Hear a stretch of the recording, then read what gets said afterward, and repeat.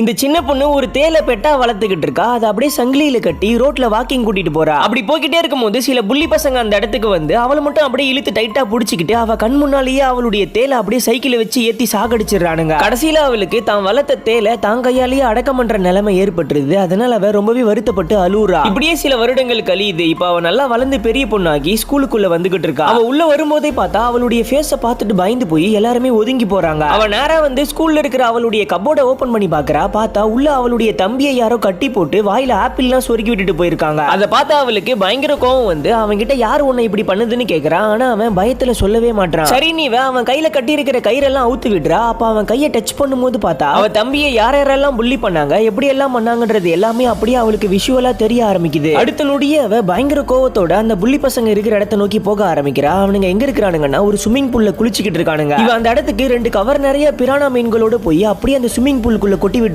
அதை பார்த்து அவனுங்க எல்லாருமே பயந்து அடிச்சுக்கிட்டு அப்படியே வேக வேகமா நீந்தி போறானுங்க. அந்த பிரானா மீன்களும் வெறியோட அவனுங்களை பின்னாலேயே துரத்துதுங்க. மத்தவனுங்க எல்லாம் எப்படியோ சைடுல நீந்தி தப்பிச்சிடுறானுங்க. ஆனா அந்த கேங்குடைய தலைவனை மட்டும் அந்த பிரானா மீன்க அப்படியே கடிச்சு சாகடிச்சிருதுங்க. அதுக்கப்புறம் தான் அந்த பொண்ணுடைய மூஞ்சில சிரிப்பே வருது. இவன் இப்படி பண்ணிட்டான்னு சொல்லிட்டு அவங்க அப்பா அம்மாவல வேற ஒரு புது ஸ்கூலுக்கு கூட்டிட்டு போய் சேர்க்கறாங்க. அந்த ஸ்கூல்ல இருக்கிற எல்லாருக்குமே சக்தி இருக்கும். போன முதல் நாளே யாரோ இவளுடைய தலையில ஒரு பறவையுடைய சிலையை தள்ளி சாகடிக்க பார்ப்பாங்க. நல்ல வேலையே இப்படி ஜஸ்ட் மிஸ்ல இவ அதுல இருந்து தப்பிச்சிடுவா. ஆனா அதுக்கப்புறம் பார்த்தா அந்த ஸ்கூல்ல இருக்கிற இன்னொரு பையன் அவனுடைய பவரை யூஸ் பண்ணி இவளை அப்படியே ஒரு மரத்துல தூக்கி அடிச்சு நீ ஒழுங்கா இங்க இருந்து போயிடு இல்லனா நானே உன்னை சாகடிச்சிருவேன்னு மிரட்டுறான். அதே நேரத்துல அந்த இடத்துக்கு ஒரு கொடூரமான மிருகம் வந்து அந்த பையனை அங்கேயே சாகடிச்சிருது.